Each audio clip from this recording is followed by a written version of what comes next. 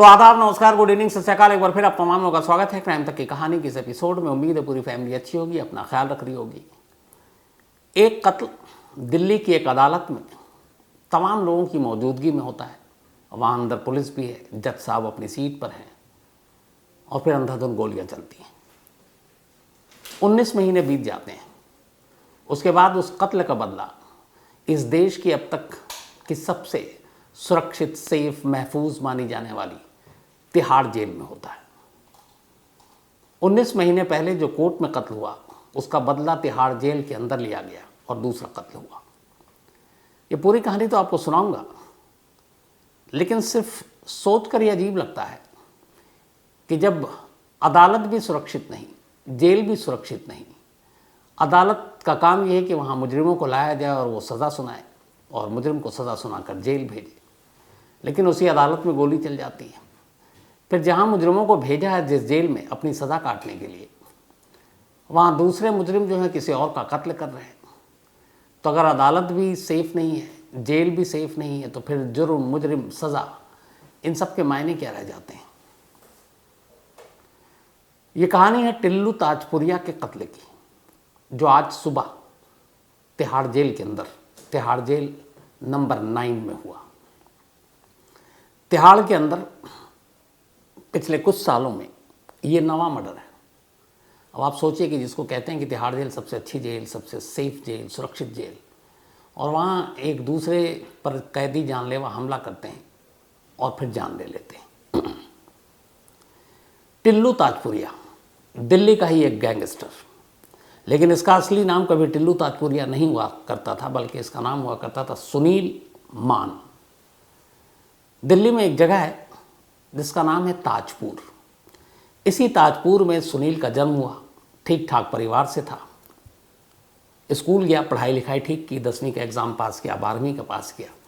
इसके बाद दिल्ली यूनिवर्सिटी का एक कॉलेज है स्वामी श्रद्धानंद, वहाँ स्पोर्ट्स कोटे से 2007 में इसे दाखिला मिल गया। अच्छा खिलाड़ी था, आगे चलकर ये अपना करियर भी स्पोर्ट्स में बनाना चाहता था। वॉलीबॉल का बेहतरीन प्लेयर था, एथलेटिक्स था। उसी ताजपुर के बराबर में एक और इलाका है दिल्ली में, उसका नाम है अलीपुर।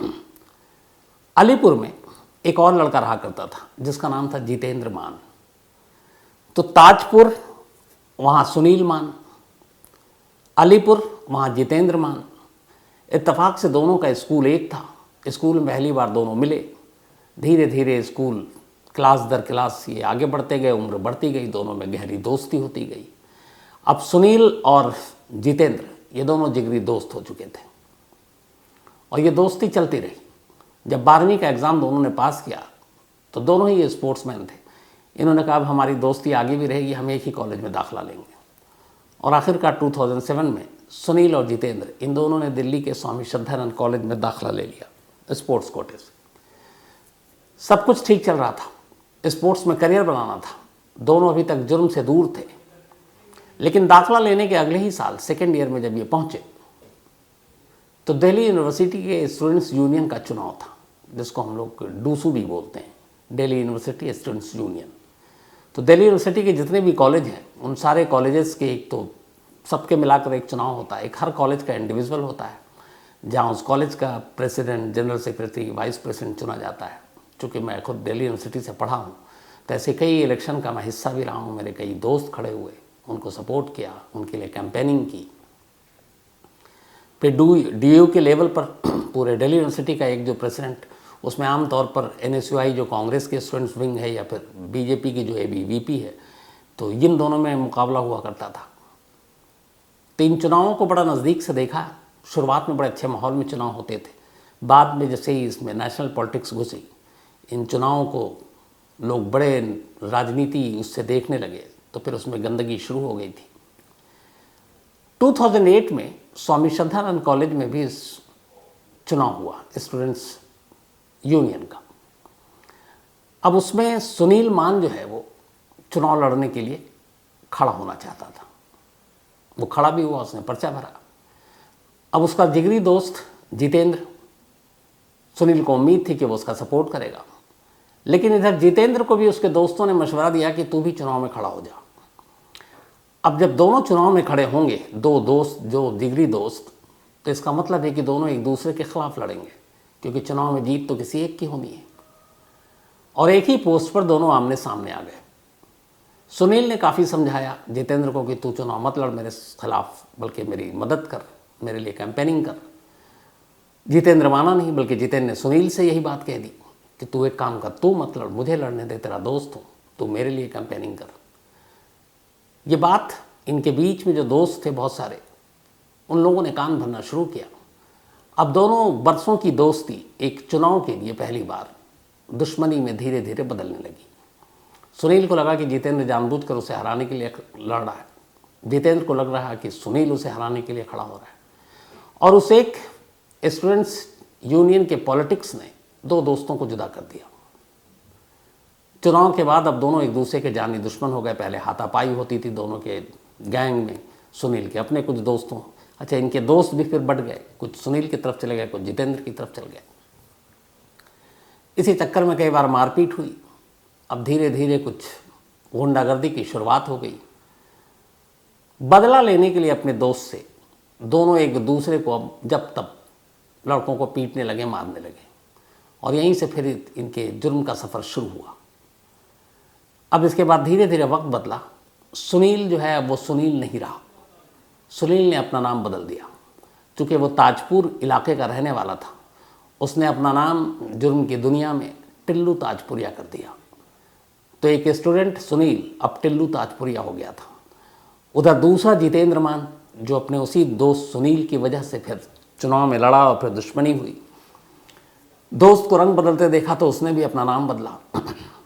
जब सुनील टिल्लू ताजपुरिया बन सकता था तो जितेंद्र भी कुछ बन सकता था, और उसने भी अपना नाम एक तरह से बदल दिया, और अब जितेंद्र मान गोगी हो गया। तो अब दो गैंग अचानक दिल्ली की सरजमीन पर एक दूसरे के जाने दुश्मन बन गए। एक टिल्लू ताजपुरिया का गैंग और एक जितेंद्र गोगी का गैंग। अब दोनों जब तब एक दूसरे से टकराते। अब दोनों ने कहा जब दुश्मनी हो ही गई और जुर्म के रास्ते पर चल पड़े तो गैंग को फलने फूलने के लिए पैसों की ज़रूरत है। अब इन्होंने लोगों को धमकाना, अवैध ज़मीन पे कब्ज़ा करना, जो विवादित ज़मीन है उस पर हड़पना, रंगदारी वसूली, ये सारी चीज़ें करने शुरू कर दी। और जब करते तो इलाका लगभग आसपास था, अक्सर ये दोनों टकरा जाते। धीरे धीरे दुश्मनी बढ़ती गई। फिर इसी दौरान इनमें से एक गैंग में एक लड़के का मर्डर हो गया। गोगी को था कि ये टिल्लू ताजपुरिया ने कराया, बदले में फिर दूसरे गैंग का उसने कत्ल करवा दिया, जो अक्सर गैंग वॉर में होता है। अब ये गैंग वॉर खूनी हो चुका था। पुलिस भी अभी कह रही थी कि चलो, अक्सर होता है जब शुरुआत होती तो पुलिस को लगता है ये बच्चे हैं क्या करेंगे। जब लेकिन जुर्म बहुत ऊंचा तक पहुंच जाता है तब उन्हें लगता है कि ये तो बहुत बड़े क्रिमिनल हो गए। तो धीरे धीरे एक दूसरे गैंग के करीब, कहते हैं जो रिकॉर्ड पर है, 15 से 20 कत्ल हो चुके टिल्लू ताजपुरिया और गोगी गैंग के बीच में। एक किसी गैंग के बच्चे को या लड़के को किसी को कोई मारता तो दूसरा गैंग उसका बदला लेता। खून का बदला खून। अब ये गैंगवार खूनी हो चुका था। धीरे धीरे अब दोनों एक दूसरे के जानी दुश्मन हो चुके थे। इस दौरान में फिर टिल्लू ताजपुरिया रोहतक में एक मर्डर केस में पकड़ा गया, उसको तिहाड़ भेज दिया गया। बाद में गोगी भी पकड़ा गया एक जुर्म में, उसको भी तिहाड़ भेज दिया गया। अब दोनों तिहाड़ में हैं लेकिन अलग अलग हैं, क्योंकि तिहाड़ प्रशासन को भी पता है कि दोनों दुश्मन हैं। अब उसके बाद टिल्लू ताजपुरिया ने एक अलग गैंग भी ज्वाइन किया, जो और तिहाड़ में बड़े बड़े सारे जो धुरंधर पड़े रहते हैं। गोगी को लगा कि टिल्लू ताजपुरिया के गैंग से बड़ा होना है, तो उसने भी जेल में जो लॉरेंस बिश्नोई और गोल्डी बराड़, भगवान पुरिया, इन सब के नाम आपने सिद्धू मूसेवाला मर्डर केस में सुने होंगे। तो अब गोगी ने इनका दामन थाम लिया ताकि ये बड़े बड़े नाम जो है उसके साये में वो अपने गैंग को बड़ा कर सके और टिल्लू ताजपुरिया से बड़ा हो और उससे बदला ले सके। अब इधर टिल्लू ताजपुरिया को भी पता था कि ये बड़े बड़े गैंग के साथ शामिल है, तो वो उनके एंटी गैंग को अपना गुरु मानने लगा। सब चलता रहा। दुश्मनी बहुत आगे तक जा चुकी थी। अब ये था कि एक दूसरे को ख़त्म करना है। दो दोस्त एक दूसरे के जानी दुश्मन हो चुके। अभी तक गैंग के लड़के मारे जा रहे थे। अब उनका ये था कि अगर एक बार गोगी ये कहता था कि अगर टिल्लू ताजपुरिया को रास्ते से हटा दे तो गैंग ख़त्म। उधर टिल्लू ताजपुरिया एक सोचता था कि अगर गोगी को हटा दें तो गैंग खत्म। दुश्मनी ऐसी ही थी। दोनों एक दूसरे को मारने की फिराक में लग गए। 24 सितंबर 2021 बल्कि 24 सितंबर 2021 की बात है। दिल्ली की रोहिणी कोर्ट में जितेंद्र गोगी की पेशी थी। क्योंकि इन सब के ऊपर 10-10, 20-20 मुकदमे थे। टिल्लू ताजपुरिया पे तो 3-4 कत्ल के ही हैं, गोगी के ऊपर भी इतने ही थे, बाकी लूट मार डकैती इन सब के भी अलग अलग थे। दोनों एक दूसरे को मारने की साजिश बुन रहे हैं। टिल्लू ताजपुरिया ने अपने कुछ लड़कों को तैयार किया और उसने कहा कि इसका काम तमाम कर दो। इधर जितेंद्र गोगी को पता चला कि टिल्लू ताजपुरिया ने उसको मारने की सुपारी ले रखी है या मारने की प्लानिंग कर रहा है। उसने भी अपने लड़के तैयार किए। आपको याद होगा कुछ दिन पहले मैंने आपको एक अतीक की कहानी में सुनाया था कि कैसे जितेंद्र गोगी ने एक गाजियाबाद का एक बदमाश शूटर था, उसको सुपारी दी थी कि तू टिल्लू ताजपुरिया को ठिकाने लगा दे। और इसके लिए वो जिगाना पिस्टल खरीदी गई थी 2। और वो जिगाना पिस्टल उस गाजियाबाद के शूटर ने खुद से ये काम नहीं किया, बल्कि फिर एक सनी नाम का, जो अतीक और अशरफ के 3 जो शूटर हैं उनमें से एक, उसको वो दोनों जिगाना पिस्टल दिया और कहा कि तू इसका काम कर दे। और सनी अब इंतज़ार कर रहा था, लेकिन कहानी ने नई करवट ले ली। 24 सितंबर 2021 को दिल्ली की रोहिणी कोर्ट में जितेंद्र गोगी की पेशी थी। उसको कोर्ट में पेश किया गया। अदालत खचाखच भरी हुई।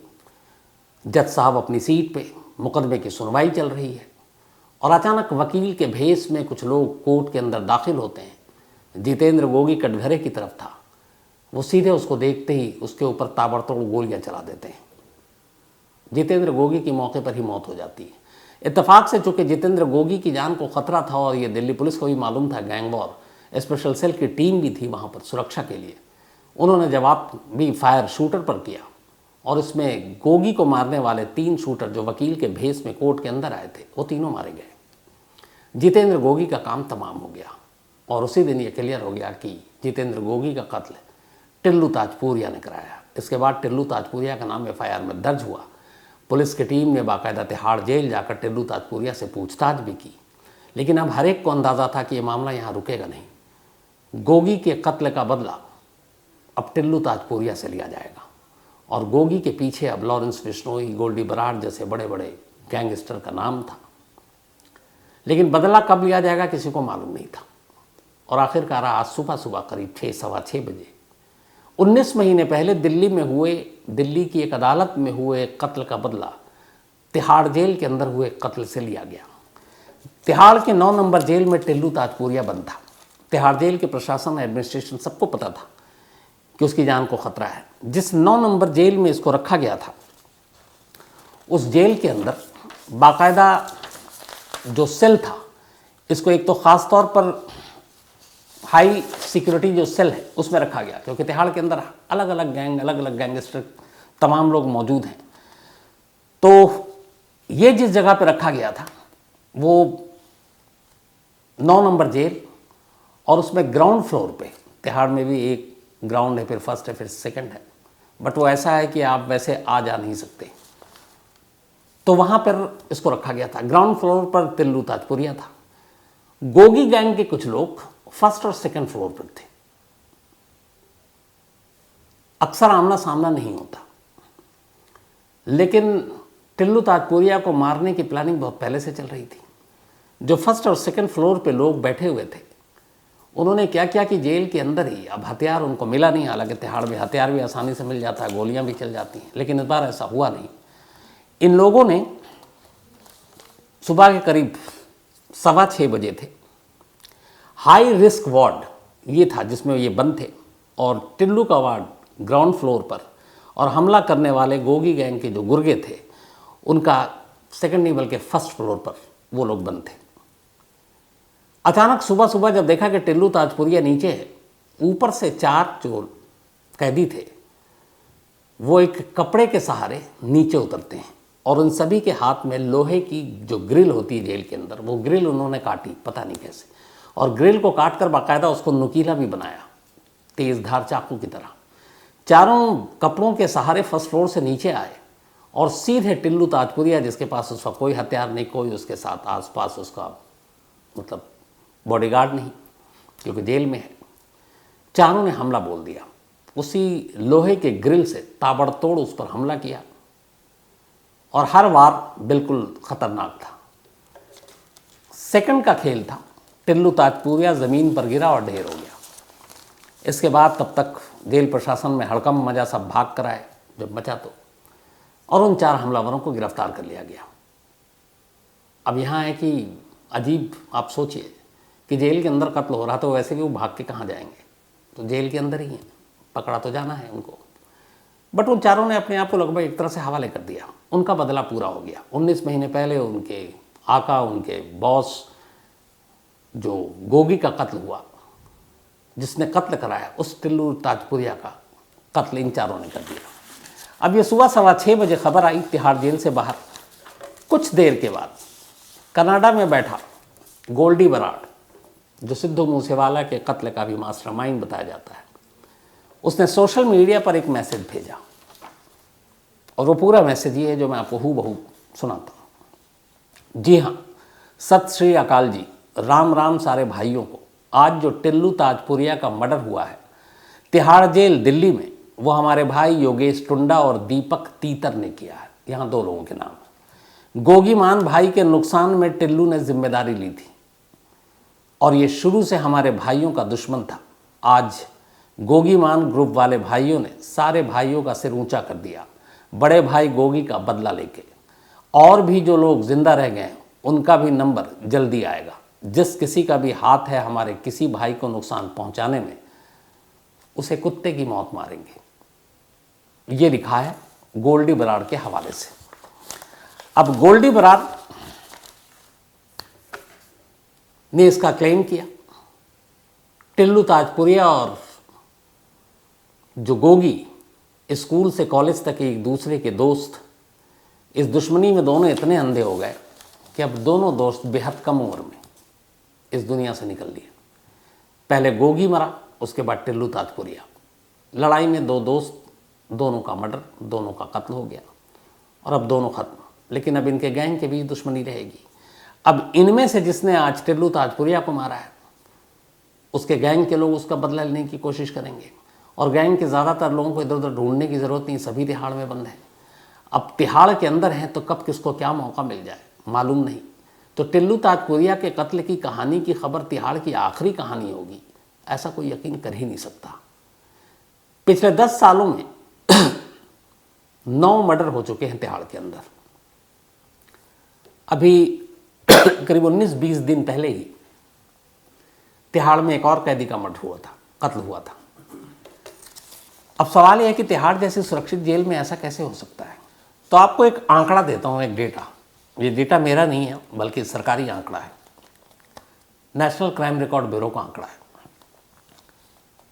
20 फ़रवरी 2023, अभी 2 महीने पहले की बात है। 20 फरवरी 2023 के डेटा के मुताबिक इस वक्त तिहाड़ में कुल 13,000 कैदी, जबकि तिहाड़ में कुल कैदियों के रहने की जो कैपेसिटी है, जो क्षमता है, वो सिर्फ 5,200 है, यानी 5200 कैदी रह सकते हैं, 5200। लेकिन इस वक्त हैं 13,000, यानी लगभग 3 गुना। अब जिस जगह पे 5200 लोगों के लिए सारी चीज़ें हैं वहाँ पर बनाई गई हैं, तो वहाँ 13,000 आ जाएंगे तो वो कैसे रहेंगे, ठूंसा जाएगा एक दूसरे के सेल में। अब इन 13,000 में वहाँ कोई शरीफ आदमी तो आपको मिलेगा नहीं। सारे गैंगस्टर, टेररिस्ट, खूंखार, क्रिमिनल, रेपिस्ट, यही सब मिलेंगे। अब जितने गैंगस्टर हैं बड़े बड़े, उनका कोई ना कोई, हर गैंग तिहाड़ के अंदर मौजूद है, गैंग के लोग मौजूद हैं। अब मजबूरी तिहाड़ की इतनी है कि किस किस कैदी को अलग रखें। हर दूसरा कैदी एक दूसरे का दुश्मन निकल आएगा, तो आप उसको कितनी दूर तक ले जाएंगे, कहाँ तक बचाएंगे। अब उसकी जिम्मेदार कौन है। तो ये जो 13,000 मैं आपको कैदी बता रहा हूँ जो तिहाड़ के अंदर है, होने चाहिए 5200, इनमें से अराउंड 85 से 90% कैदी वो हैं जो अंडर ट्रायल है, यानी कि विचाराधीन है। वो कैदी जिनका मुकदमा अभी अदालत में चल रहा है, जिनको अभी कोई सज़ा नहीं सुनाई गई है। और ऐसे 5-5, 10-10, 15-15 साल से कैदी पड़े हुए हैं जिनका मुकदमा चल रहा है, अभी तक वो कन्विक्टेड नहीं हुए, उनको कोई सज़ा नहीं सुनाई गई, अंडर ट्रायल है, विचाराधीन है, लेकिन जेल के अंदर पड़े हुए हैं।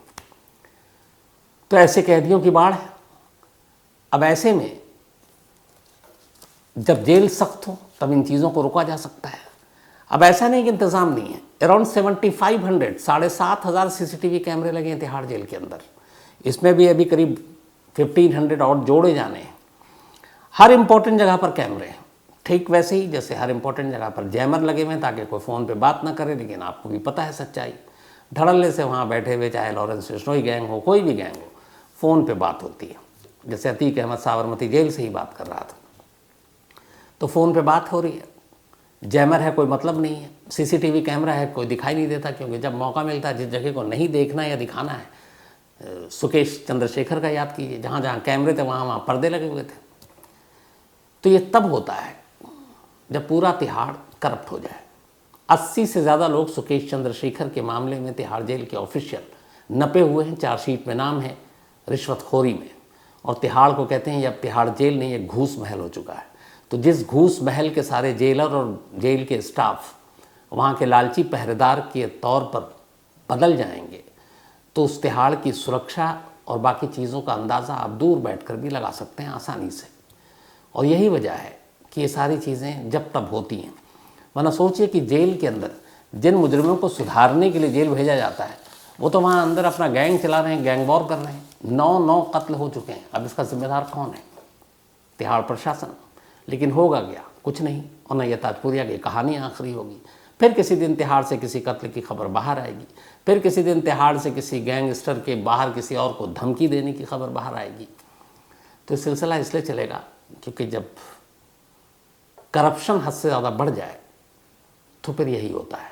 वरना सिर्फ 2 शब्दों में कि देखिए कि अदालत में एक कत्ल, अगर हौसला इतना हो कि कोई मुजरिम अदालत, भरी अदालत में जज के सामने बैठा हुआ है और वो गोली मारे और निकल ले, और उसके बाद उसका बदला जेल के अंदर लिया जाए, जो कि सबसे महफूज जगह होती है, तो फिर बाकी चीज़ों का अंदाज़ा भी लगाया जा सकता है। तो ये थी वो कहानी। अब कहानी ख़त्म करूँ उससे पहले वही अपना सिलसिला। आज मोहित पंडित, इनका जन्मदिन है, तो हैप्पी बर्थडे मोहित साहब। और ये सत्यम उपाध्याय ने भेजा है। शुभम कुमार मूंद, इनका भी आज जन्मदिन है, तो हैप्पी बर्थडे शुभम। साथ ही महेंद्र बलोत, इनका भी आज बर्थडे है, हैप्पी बर्थडे महेंद्र जी। और ये जयपुर से हैं। और मीना ने भेजा है। अल्ताफ़ लखानी, इनका भी जन्मदिन है आज, तो हैप्पी बर्थडे अल्ताफ़। प्रियंका, इनका भी आज बर्थडे है, हैप्पी बर्थडे प्रियंका जी। और ये महेश जी ने भेजा, उनकी धर्मपत्नी है। राधा रमन मीना, इनका भी आज बर्थडे है, तो हैप्पी बर्थडे राधा रमन मीना साहब। और ये कमलेश मीना और डॉक्टर सुहेल अहमद ने भेजा है।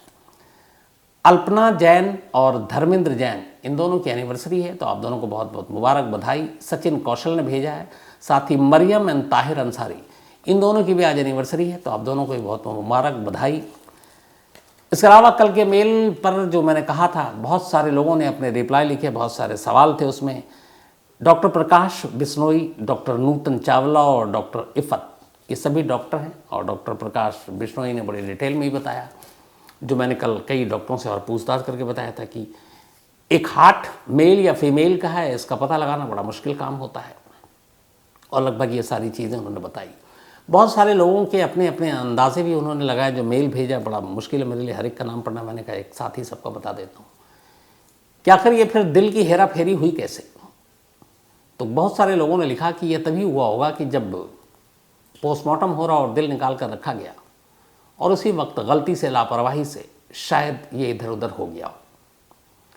क्योंकि किसी मर्डर की साजिश को छुपाने के लिए दिल की अदला बदली सिर्फ करके पूरी सच्चाई को नहीं छुपाई जा सकती। उसमें और भी चीज़ें थी, विसरा थी, बाकी और सारे जो रिपोर्ट्स थे। लेकिन हाँ, ये फैक्ट था कि जो डीएनए रिपोर्ट आई, डीएनए रिपोर्ट में सनम का दिल जो है वो मैच नहीं किया, ना उसकी बॉडी से ना उसके पेरेंट्स की बॉडी से। तो दिल किसी और का था, ये तय है, क्योंकि दो अपनी काबिल जो फॉरेंसिक लैब है उन्होंने भी रिपोर्ट दी। अब लेकिन इसके पीछे ऐसा क्यों? अगर लापरवाही है तो फिर ये ओपन एंड शट केस है। लेकिन लापरवाही नहीं है तो फिर एक ऐसी साजिश है जिसके बारे में हमने सुना नहीं, तो अभी कुछ कह भी नहीं सकते। सीबीआई भी अभी तक नाकाम है इस केस को सुलझाने में, तो थोड़ा इंतज़ार करते हैं। इसके अलावा ज्योति दास कुंवर, इन्होंने एक कहानी की फरमाइश की है। Prakash Bishnoi Bhadu, thank you so much आपका। तो फिलहाल कहानी में आज इतना ही। अब आपसे मुलाकात होगी कल रात 9 बजे किसी नई कहानी के साथ। तब तक अपना ख्याल रखिएगा। Thank you very much.